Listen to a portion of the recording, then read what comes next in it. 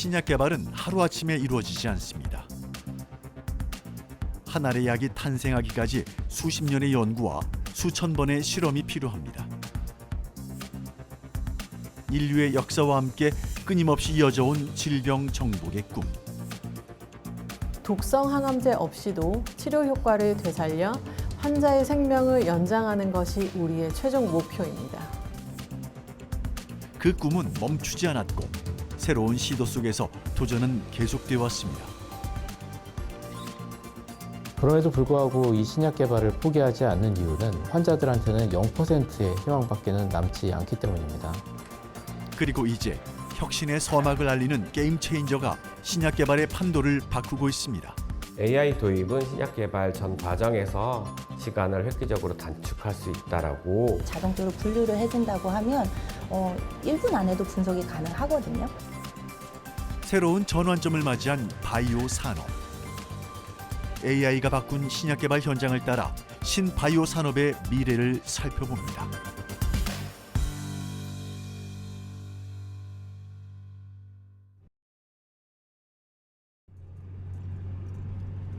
만약 어느 날 갑자기 암이란 진단을 받게 된다면 남은 인생의 여정도 달라지게 될 겁니다.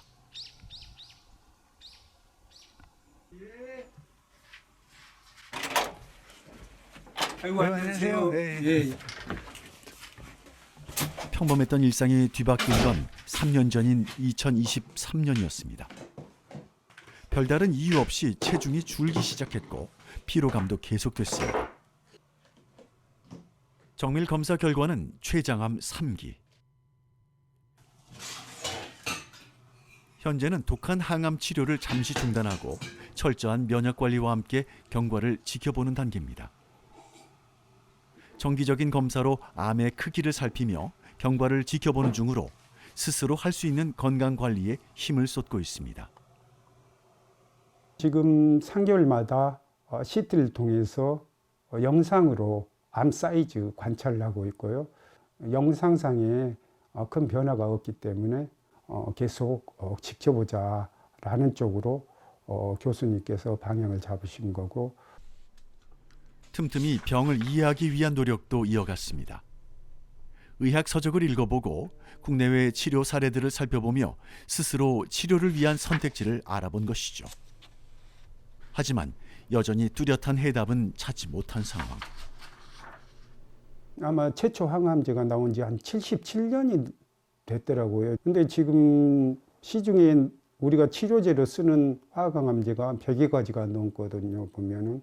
근데 그 모든 항암제가 독성이 없는 항암제는 단 하나도 없거든요. 췌장암의 5년 생존율은 여전히 15% 안팎.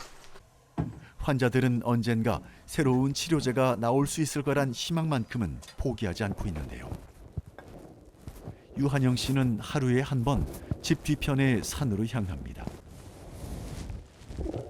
반복된 항암 치료는 암세포뿐 아니라 정상신경에도 영향을 미쳤습니다. 항암 부작용인 말초신경병증으로 발의 감각이 무뎌졌기 때문입니다. 무뎌진 감각을 되살리기 위해 투병 속에서도 쉬지 않고 한 걸음 한 걸음 나아갑니다.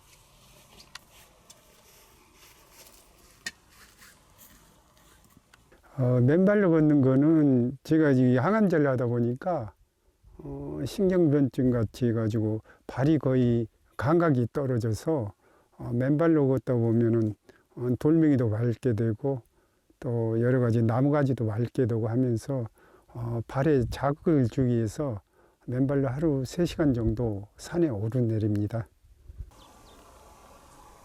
병은 갑자기 찾아왔지만 그는 이후의 삶을 묵묵히 지켜내는 방법을 배워가고 있습니다. 암을 이겨낼 수 있을 거란 확신은 없지만 반복되는 치료와 기다림 속에서 조금씩 있는 그대로의 현실을 받아들이게 됐다고 합니다.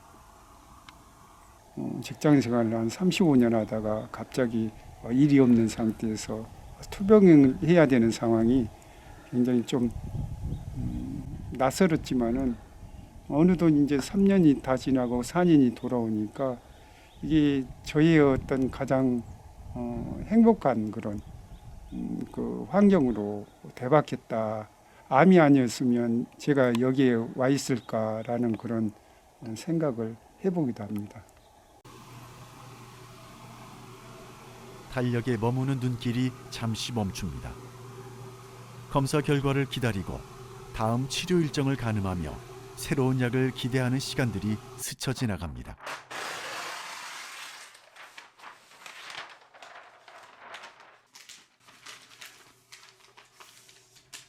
환자들이 바라는 것은 전이와 내성의 두려움에서 자유로워지는 것.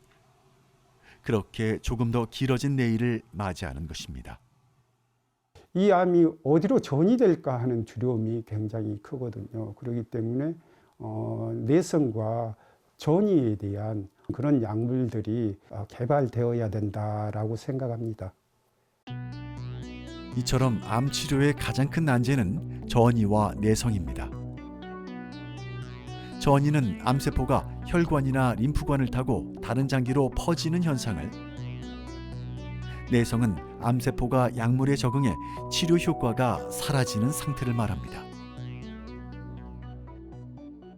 외부의 세포 기질들이 있는데 그게 암이 생긴 주위에는 항암제가 공격을 하면 계속해서 거기에 단단한 기질이 생겨가지고 약이 더 이상 침투하지 못하게, 그래서 화학항암제도 안 듣고 표적치료제도 안 듣고 면역치료제도 안 듣고 이렇게 된 것이죠. 환자들의 간절한 기다림을 현실로 바꾸기 위해 국내외 바이오 전문가들이 한자리에 모였습니다. 이번 포럼의 핵심 화두는 AI 기술과 규제의 혁신. 아무리 뛰어난 기술이라도 낡은 규제에 묶여 있다면 환자들에게 전달될 수 없기 때문입니다. 국내 바이오 신약 개발의 기술 경쟁력은 높아졌지만 각종 규제와 제도가 산업 성장을 가로막는 요인으로 지적되고 있습니다. 제일 크게 어려움을 겪는 것은 규제 과학적인 측면입니다. 그래서 조금 더 글로벌 스탠다드 그리고 또 글로벌 트렌드를 반영한 그런 규제 과학이 더 발전된다면 이 임상이 얼마나 빠르게 이루어질 수 있느냐 하는 것이 사실은 개발 과정의 속도를, 시간을 줄일 수 있는 가장 관건이라고 생각합니다. 특히 포럼에선 기존 항암제가 가진 한계를 넘어설 수 있는 치료 원리와 방식들이 공개됐습니다. 초기에는 효과를 보이다가도 시간이 흐를수록 암세포가 다시 커지는 가짜 내성의 벽을 어떻게 무너뜨릴지도 최대 관심사였습니다. 폐암 4기 판정을 받고 5년째 살아가고 있는 환자입니다. 제 주변에는 수많은 한우들이 최근에도 떠나갔습니다. 암이 뇌로나 뼈로 걷잡을 수 없이 퍼져나가는 전이 때문이었습니다.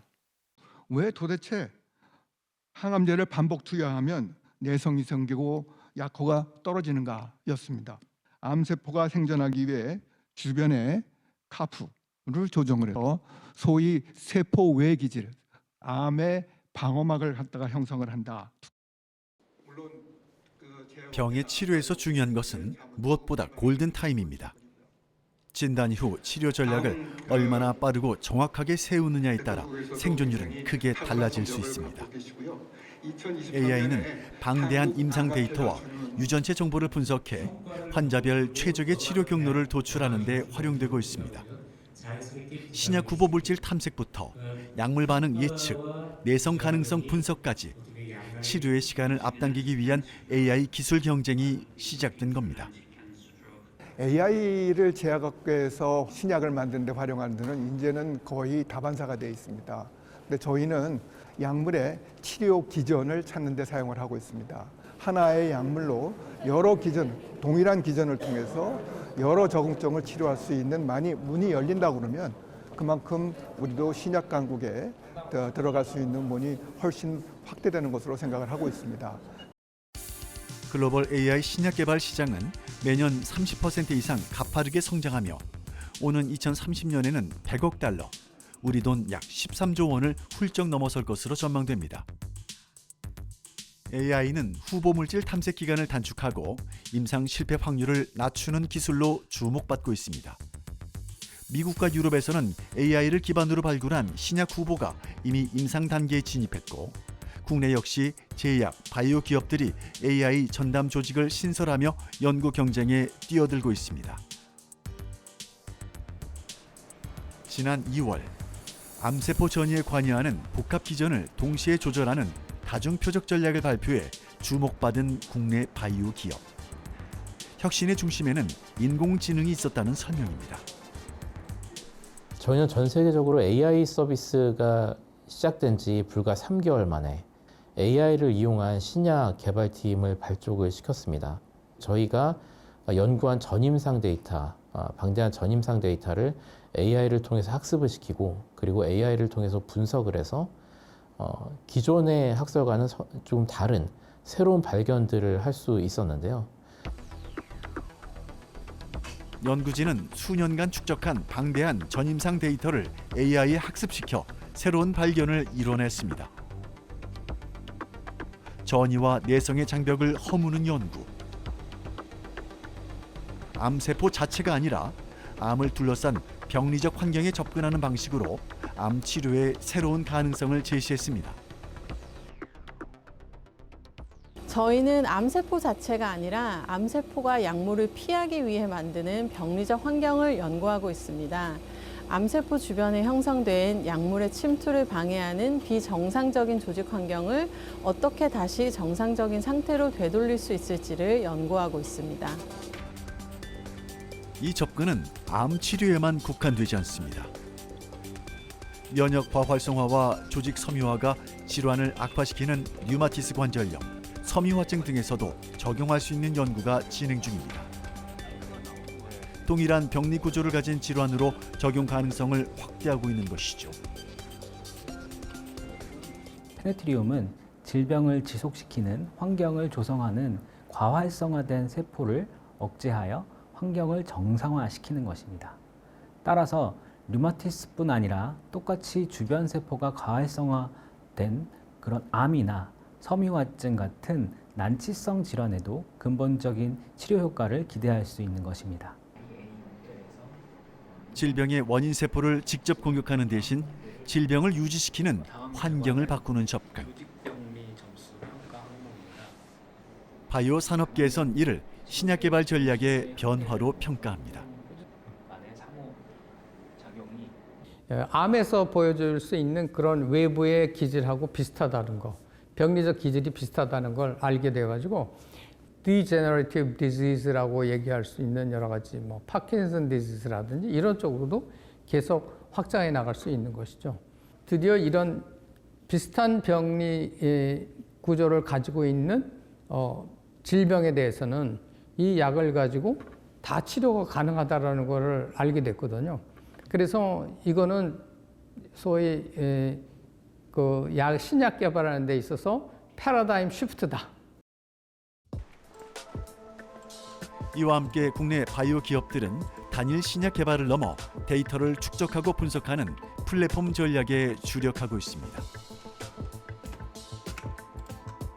임상과 전임상 데이터를 구축해 이를 다양한 질환 연구에 반복 적용할 수 있는 구조를 만들어가고 있는 것입니다.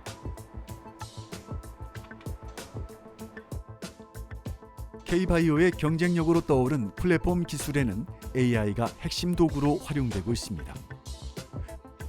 플랫폼 기술은 하나의 공통작용 기전을 기반으로 여러 신약 후보를 도출하는 연구 체계를 말합니다. 연구자가 수년간 수행하던 물질 탐색과 최적화 과정을 AI가 데이터 분석으로 보완하면서 개발 속도와 효율을 높이는 방식입니다. 이 같은 플랫폼 전략은 암뿐만 아니라 자가 면역 질환, 희귀 질환 등 다양한 분야로 확장 가능합니다. 서울에 위치한 AI 신약 개발 기업. 이 회사는 자체 개발한 AI 플랫폼을 기반으로 희귀 질환과 난치성 질환 치료제 개발에 집중하고 있습니다. 신약 후보를 실제로 합성하기 전 인공지능으로 분자 구조와 반응 가능성을 예측해 순위를 선별하는 방식입니다.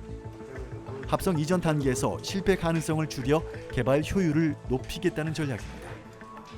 자체적으로 당사에서 개발하고 있는 K-인버스 플랫폼을 활용해서 그 신약을 개발할 때 합성하기 전에 미리 인공지능 기술로 이런 물질들을 예측해서 효율성 있게 저희가 물질을 설계하는 그런 과정을 보여주는 그림입니다. 플랫폼은 화합물 데이터와 질환 정보를 학습해 가능성 높은 구조를 제시합니다. 이른바 신약 개발을 위한 후보 물질 디지털 설계도를 먼저 만들고 그 다음 실험으로 검증하는 순서입니다. 표적 발굴부터 후보물질 탐색까지 신약 개발 전 구간에 활용 가능한 프로그램입니다. 특히나 멀티오믹스 데이터 기반의 딥 리컴을 사용해서 질환과 표적 단백질 간의 상관관계를 규명해서 새로운 표적 단백질을 발굴하고 새로운 적응증을 제안하는 프로그램입니다. 멀티오믹스 데이터와 딥러닝 알고리즘을 활용해 우선순위가 높은 후보 물질을 제안하고 AI가 설계한 구조를 바탕으로 실험실에서 실제 합성이 이어집니다. 디지털 예측이 현장의 실험으로 이어지는 단계입니다.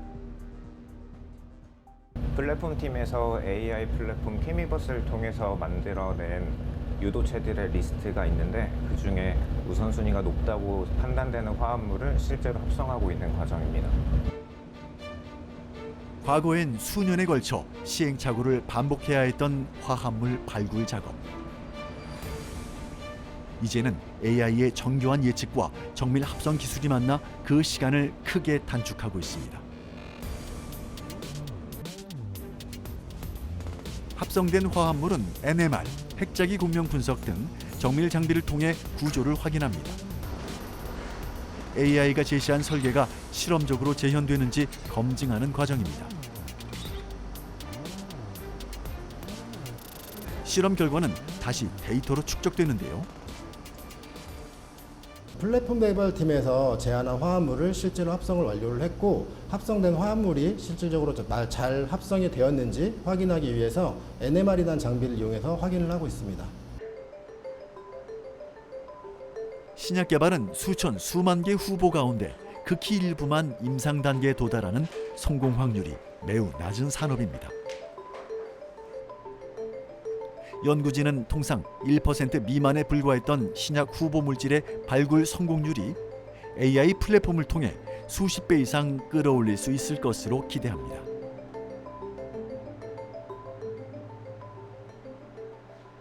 실제로는 엄청 수만 가지 약물 중에서 1%도 안 되는 약물을 개발이 되는데 지금 저희가 개발하고 있는 것은 이렇게 40% 이상 좋은 효과를 보이고 있어서 좀 더 높은 수치를 나타낼 수 있을 것 같습니다. 신약 개발이 데이터 과학으로 진화하며 불가능에 가까웠던 확률을 현실로 바꾸고 있습니다. 신약 개발은 오랜 시간 낮은 성공 확률과 싸워온 산업입니다. 하지만 데이터 과학과 인공지능이 후보 물질 선별과 기전 분석을 고도화하면서 연구의 효율은 점차 개선되고 있습니다.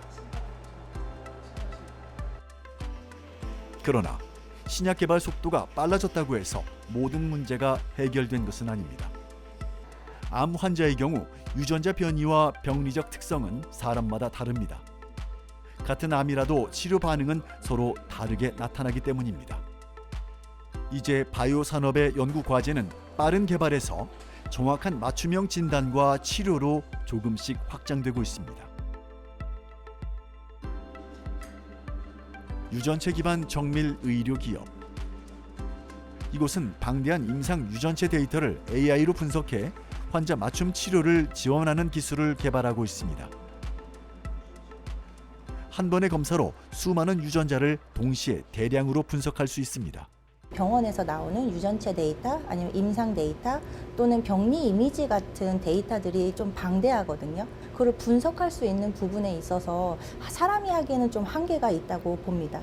근데 이러한 부분을 AI가 분석을 자동적으로 해주고 자동적으로 분류를 해준다고 하면 1분 안에도 분석이 가능하거든요. 암 진단과 치료에는 수많은 유전자 변이 정보가 필요합니다. 하지만 방대한 유전체 데이터는 사람이 하나하나 분석하기엔 한계가 있습니다. 그래서 AI가 데이터를 자동으로 정리하고 분석해 의료진이 더 빠르고 정확하게 판단할 수 있도록 돕고 있는 것이죠.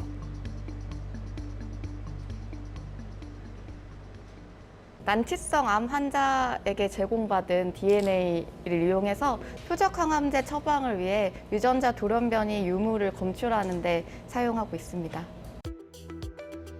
난치성 암 환자에게서 확보한 DNA를 분석해 표적 치료제 처방 가능성을 확인합니다. 환자의 유전 정보를 데이터베이스와 비교해 치료 방향을 제시하는 방식입니다. 암 진단 제품으로 제작된 라이브러리를 사용해서 환자의 정확한 돌연변이 변이를 확인하는 작업을 하고 있습니다. 유전체와 임상 정보를 한 번에 통합해 보여주는 플랫폼. 복잡한 데이터를 자동 정리하고 의료진이 빠르게 검토할 수 있도록 설계됐습니다.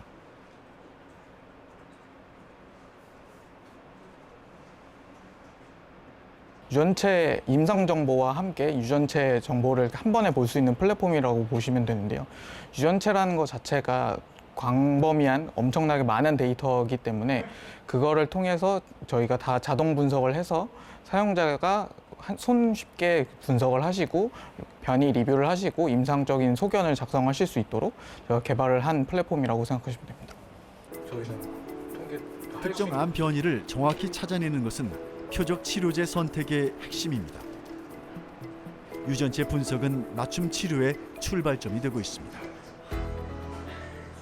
유전체 데이터가 중요한 이유가 암 환자한테는 특정 암 변이가 중요한데 암 변이를 타겟해서 표적 치료제를 처방을 할 수 있습니다.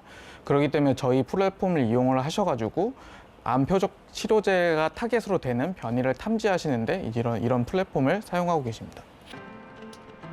암 진단에서 또 하나 중요한 정보는 조직의 병리 이미지입니다. 암세포의 형태와 분포, 미세한 조직 구조의 변화는 치료 방향을 결정하는 핵심 단서가 됩니다. 최근엔 병리 이미지 분석 기능도 플랫폼에 추가되고 있습니다. 병리 이미지를 보고 그다음에 그 환자의 병리 이미지에 따라서 어떠한 약을 처방할지를 또 다른 검사를 통해서 하거든요. 한 달 정도 걸리는데 AI를 통해서 한다거나 아니면 자동적으로 분석해주는 이런 플랫폼을 이용을 하면 지금은 1주에서 2주, 빠르면 3, 4일 정도로 짧아질 수 있다고 봅니다. 쌓일수록 정밀해지고 세밀해지는 바이오 데이터. 유전체 정보, 임상 기록, 병리 이미지, 그리고 실제 치료 반응 데이터까지 방대한 정보가 축적되면서 신약 개발의 방식도 바뀌고 있습니다. AI 기반 플랫폼은 실패와 성공의 모든 데이터를 학습합니다. 한 번의 연구가 끝나는 것이 아니라 다음 연구의 출발점이 되기도 하죠. 단순히 속도를 높이는 도구가 아닌 바이오 기술의 진화를 이끌어가는 AI. 시스템 중심의 연구는 신약 개발의 미래를 앞당기고 있습니다. 플랫폼형 신약 개발이 국내 여러 기업에 미칠 수 있는 영향을 생각해 보면 우선 개별 과제 R&D 중심에서 시스템 중심의 R&D로 바뀔 수가 있고, 또한 여러 과제들로부터 축적되는 지식과 정보들을 누적해서 다음 신약 개발을 하는 데 있어서 활용할 수 있는 그런 토대를 만들어낼 수가 있습니다. 파이프라인 개발뿐만 아니라 그 플랫폼을 활용해서 외부 기업 또는 국제적인 그런 다국적 기업과도 함께 협업을 할 수가 있어서 새로운 비즈니스 모델을 창출해낼 수가 있겠습니다. 이제 신약 개발의 현장에는 AI와 플랫폼이라는 새로운 시스템이 자리 잡고 있습니다. 데이터를 연결하고 가능성을 개선하며 실패를 줄여가는 기술은 더 건강한 미래, 더 발전한 바이오 강국의 내일을 비추고 있습니다.